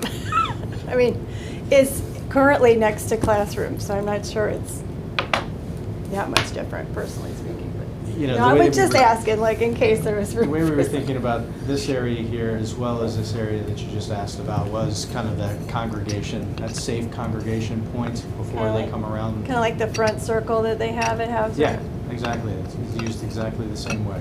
So we know that lots of kids come through the site Yeah. there. So where do they end up? Do we provide a space for that? And then park their bike and Park their whatever. bike, hang out, talk, work their way around the side of the building. So those yellow circles are listed as Hauser entrance, but that's for the mornings, those are not open, for, at least for Hauser. I think they're open for Central. Is that, am I right on Different that? schools manage their entry, exit, and I believe Hauser now, everybody has to come in through the front door. Right. That's correct, yeah. So there's also one on the side that's listed. Does that door even work? The one Which that's, one? that's where, on the, what is currently the alley? So I'm sorry, Oh. this is so towards the Here? front of Woodside. Yep. There's no yellow, no, actually the other side of the school. Right there? Nope, come back, Oh, the come back one to the right left. here, to the Dan? left. Side, the left side. Dan, the one that's There? right out this This way? one? Correct, yes. I think that's only an emergency exit. Right, but it's Yeah. listed as a door here, but not as an entryway. So I don't know if that's labeled right or not. I don't think it gets used. It becomes more operational, I mean, the principals have looked at, like, You you see know. that? It's, okay, I'm sorry. You're just saying there's not a yellow circle on that side. Well, I'm right just there. not clear what it is. I honestly, I didn't think the door worked. I wasn't sure if it was sealed shut or not. Oh, wait, I'm sorry. Yeah, Over wait, here? that's it, exactly. Yeah. That one, okay. I've never seen anybody No, I don't use think, I it. think that's emergency only, Yeah, not primary emergency entrance only. or. Well, because or it's a exit. driveway, you wouldn't really want go people straight out. exiting. Right, out. but it could Yeah. become useful if that's Well, right, not it could with be the if you pedestrian. locked it up, but. No, and, that's a good point. I mean, what we tried to do with the yellow circles is to highlight, certainly entry points, main entry points, but also potential other entry points if you look at, kids progressing through the back of the site. So, again, that becomes an operational discussion. Mm. Yeah, well, I mean, to be honest, Dan, the doors in the rotunda area at the very front of Hauser also aren't identified, and I Right. think those Yeah, are that's only true. used Yeah. as exits. Yeah. or emergency exit. The thing I noticed too is that all those, and it's really, again, like entry exit, we changed a lot during COVID, and then we learned some things from that, and so we changed it again for this year. So, and it's something I think principals have a lot of insight and oversight of, but all those entry exits dump not into parking lot spaces. Right. So I think that's the game there. That is a game, yeah.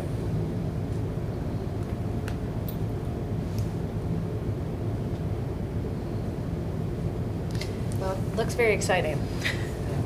So, yeah, I think Yes. we obviously wanted to update the board, answer any questions, probably get a little bit of a blessing to continue some preliminary conversations with the village, planning and zoning,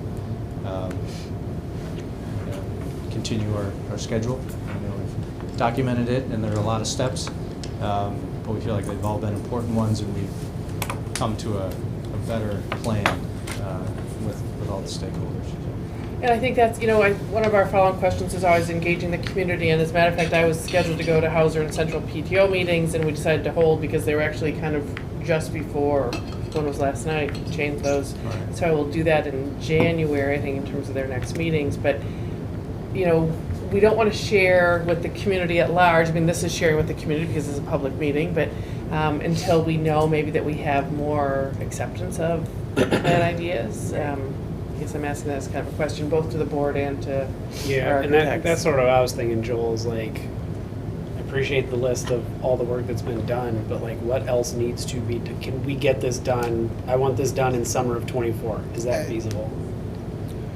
With like, can we get It over the is if village? Can we get out things- to the community? Can we get bids? Can we like, is it feasible to get this done by summer, or be a summer '24 We project? believe it is. Okay. I mean, part of this, I guess, this plan has to go through certain other procedural Yep. elements. So that could potentially hold it up, and then it depends how much, if there's something that needs to be compromised on, is what is the, agreement to do that.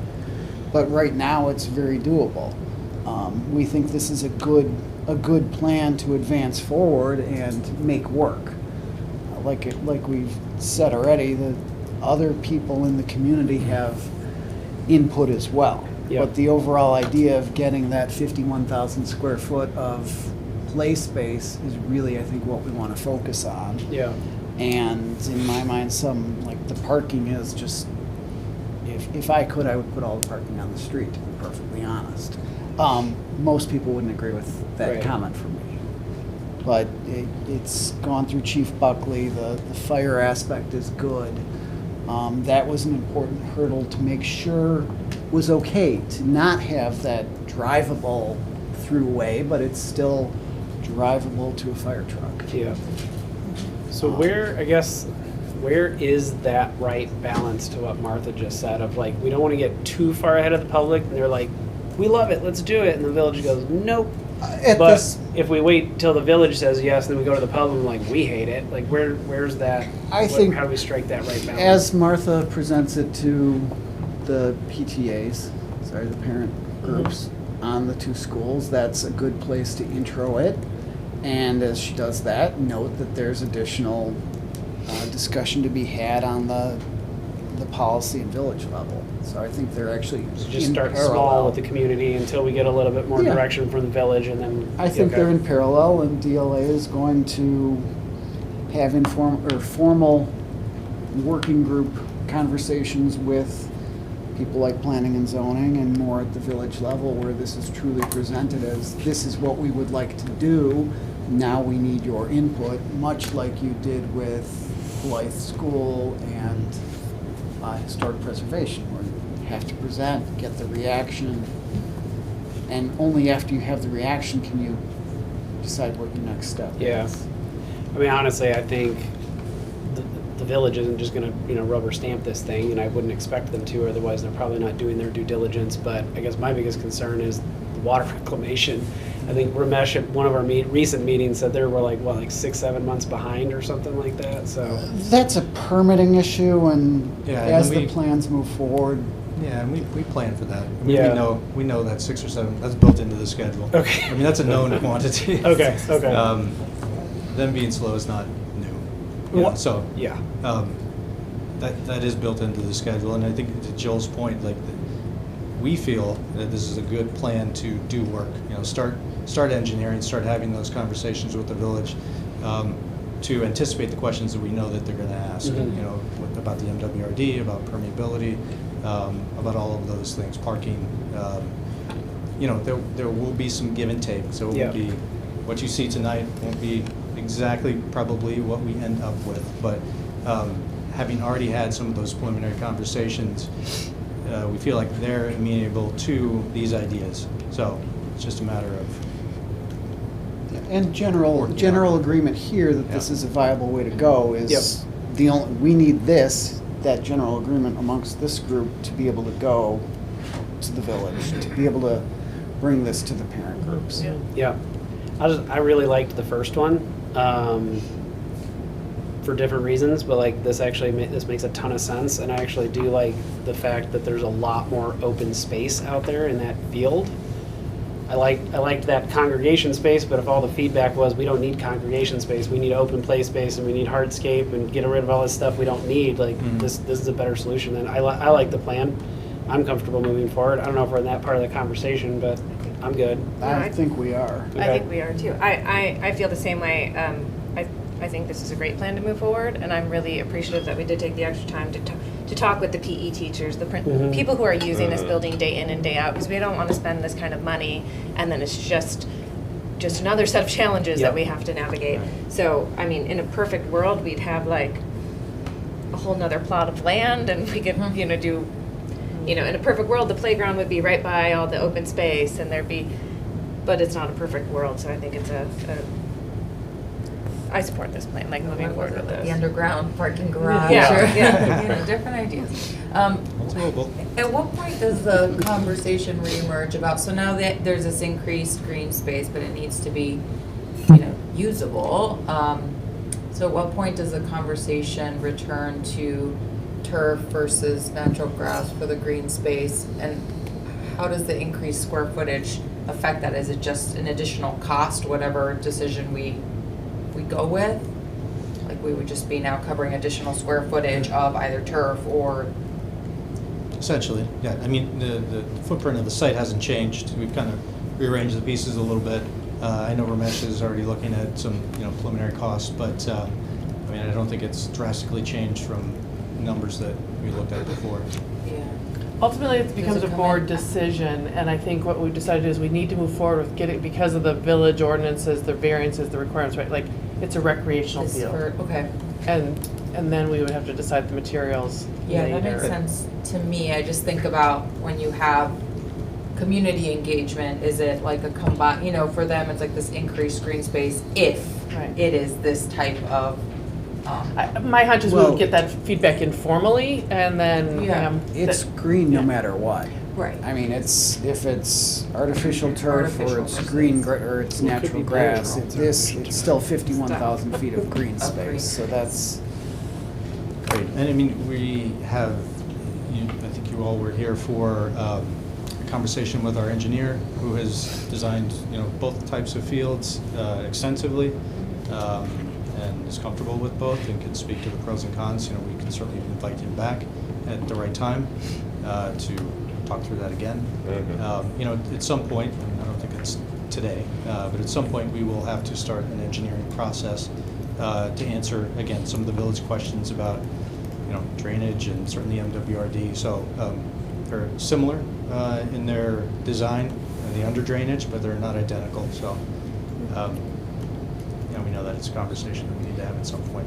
This plan is more, the way I was thinking about it, I was going to try not to go there, but thank you for doing that. This plan is, this meets all village requirements, you are allowed to build it. And then that question to me is more of what are you going to build it with? It's not really a village requirement thing, it's a we choose, and that's the community feedback. How does the community feel about it? What decision are we going to make? But the village isn't telling us what materials to use. Well, I get like to some degree, but like that type of stuff is more of an us decision, not a village requirement decision. Is that accurate? Other than like the permeable space. Yes, the village ordinance does not speak to one or the other. They may have, they may assign a value to grass versus turf. About, For all the water stuff and everything, yeah. Impervious or pervious surface. It may have a different value, but no, their ordinance does not speak to that. I really appreciate all the work you did. I realize this is probably more challenging than any. I'm not going to speak for you, but it's got so many factors. My only concern is the size and coolness of the playground. Because, I mean, it may be the same size as Hollywood, but our population here is significantly larger. And just don't forget that. I can't remember, are we 400 and some, or 600 and some? Three times. It's three times, yeah, so right. that really does concern me about their ability to climb. I appreciate the square footage in the back. It's just, can they do those things, those active things that get their brains working in different ways? And that's They to be can determined. easily You know. use the back space during lunch, and there's value to just running. I know there's value to running, but they're little kids. They want to play And on playground. it's been a significant part of the conversation, and it's where we're so stuck with the space, just not, Yeah. one of you said if we just had a larger space that we could own and develop. Yeah. Well, and we would intend to go through a similar process like we went through at Ames and at Hollywood to, sort of charrette, what does that playground want to look like? Right. There's an amazing amount of different pieces of equipment that can, speak to climbing. I mean, there's whatever it is obviously no zip line in the front of there. It's too small. The grade is good for it, but It actually, with the grade. Yeah, the grade. But There you go. what we learned, and we talked about, like, some of those pieces of equipment are large capacity Of pieces course, of equipment of that course. lots of children can fit on them. Right. So, we'd look for being as efficient as possible in a Right, smaller but making it space, accessible is yeah. important too, and that takes a different Yeah. usage and space. So I'm curious to see what that looks like. Yes, I'm curious about how this plan is impacting cost estimates that we saw, or I don't know that we've ever seen a true estimate, maybe some ranges. And then also just where things are at in terms of inflation and economy and lead times and all that. I think Seeing how costs of other recent projects have gone up a little bit, I do worry about how much this is adding up to now these days. I think you can assume that inflation is going to inflation will affect the final cost, but ultimately, I think the cost went down a little bit from what was originally in those three concepts that remind me of the name of the Lakota group. Lakota, thank you. Right. Could not think of Lakota. Have gone down a little bit, but it's still going to be a significant number. And as we get towards the engineering side of things and figuring out what exactly those stormwater requirements are, that'll push the costs. But I hesitate to even put costs right now. Construction is pretty messy. And looking at 2 years out, year and a half out that's a crystal ball that we don't have. And it's going to be a significant cost, but it's needed, it's necessary in my mind, just for safety reasons. I mean, it's our largest campus and we need to improve it. I mean, so it's a significant cost, but it's a significant investment in our, our student experience and our safety. So as we get closer, if cost is an issue, do we make different decisions based on different materials? Sure, but I mean, redesigning the space is a necessity in my mind. So it's something we have to invest in personally. I mean, think from the other drawing, you took out all that the flower beds and all the hardscaping, and you just made it a big open field. I got to imagine, that stuff wasn't going to be cheap. So there's probably some cost offset in this redesign, but we won't really know until we actually start getting harder numbers in. Typically, the further along we get, the cost comes down. Inflation works the other way, but as we get more refined, we are able to hone in on making those decisions that are cost effective. Even phasing, that's always a consideration. We know that over time, projects and labor and inflation gets more expensive, but you have to sometimes weigh those with priorities. So those are always options, phasing alternates to a project. that, you know, can create sort of financial safety valves to allow you to get the most important goals done sooner and maybe, you know, lesser ones at a later point in time. So.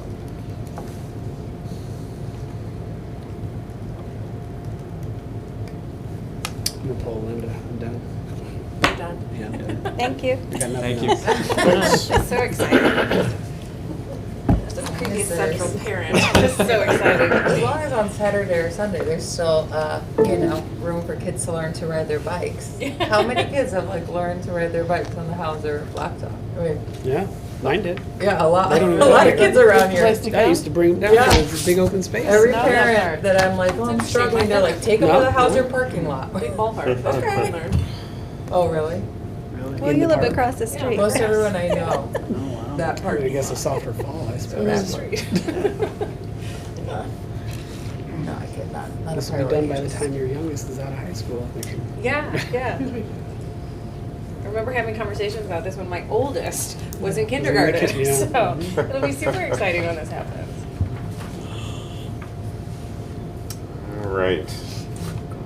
Next item on the agenda is IASB resolution review and direction. We already I think talked about it. Yeah, sorry. I didn't Sorry, realize sorry. that we had.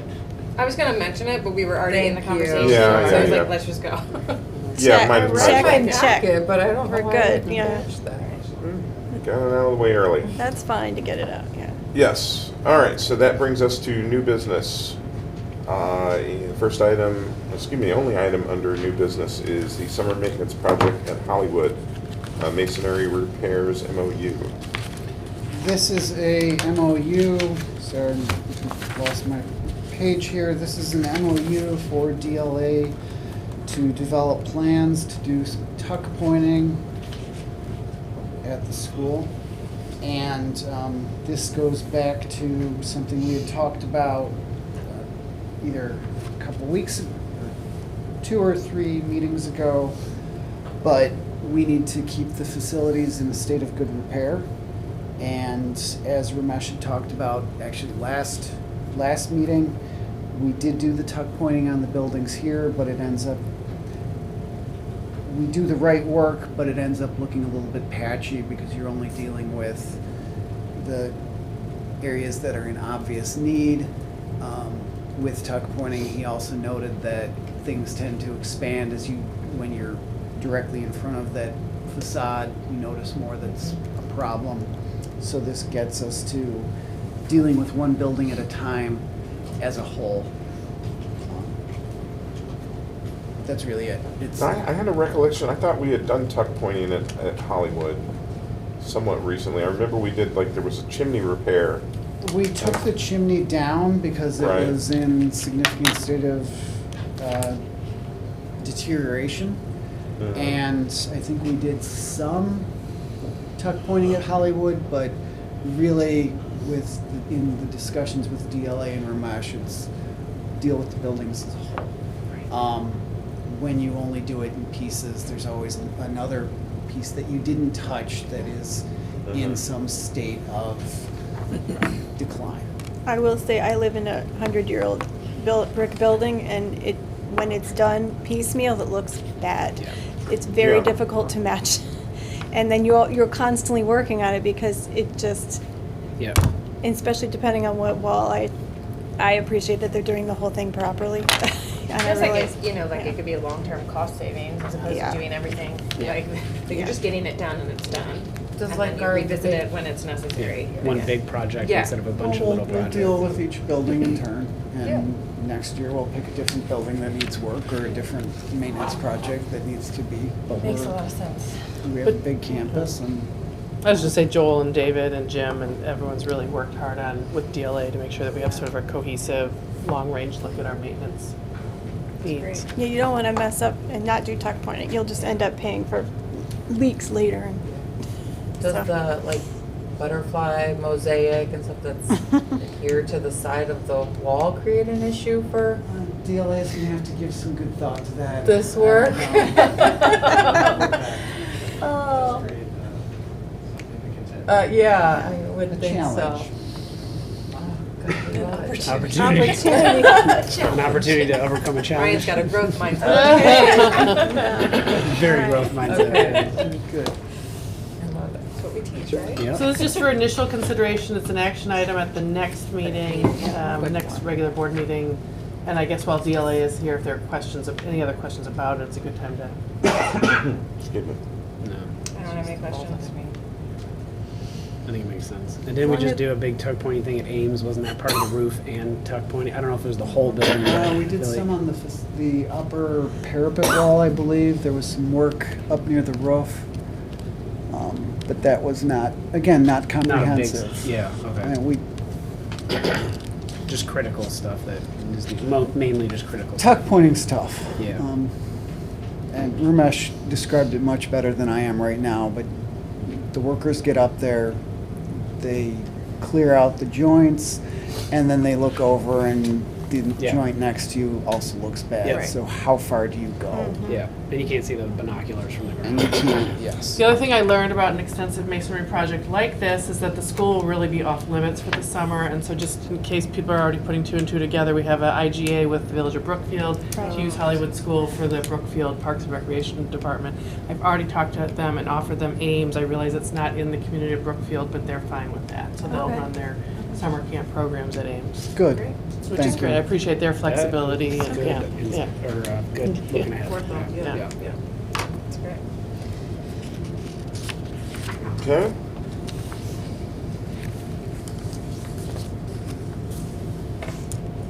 So then when this is presented, so I see that this is just for the DLA portion. Correct. So the other part would go out to bid then. We'll put it out to bid depending on, well, it'll go out to bid. Mm-hmm. Same as all of our major projects. Okay. Anything else? Nope. We want to stretch this out further so we can get till 9? No, we're good. Okay. Linda's already half asleep. You're the first one to say that. Close your laptop. Yeah, I'm closing it. Yeah, I closed her because James has to read some meeting dates now, so I'm just waiting. Is there any additional public comment? There is not. There's got to be public comment. Come on, check in here. All right. If not, future meeting dates, December 7th, 2022, Committee of the Whole, 7 p.m. in the multipurpose room at Light Park Elementary School. December 21st, regular business meeting, 7 p.m. in the Hauser Learning Resource Center. Board will enter into closed session at 6:15 p.m. if necessary and return to open session at 7 p.m. The January 4th meeting has been canceled. January 18th meeting, regular business meeting, 7 p.m. in the Hauser Learning Resource Center. Board will enter into closed session at 6:15 p.m. if necessary, and return to open session at 7 p.m. And if there is nothing else, this meeting is adjourned.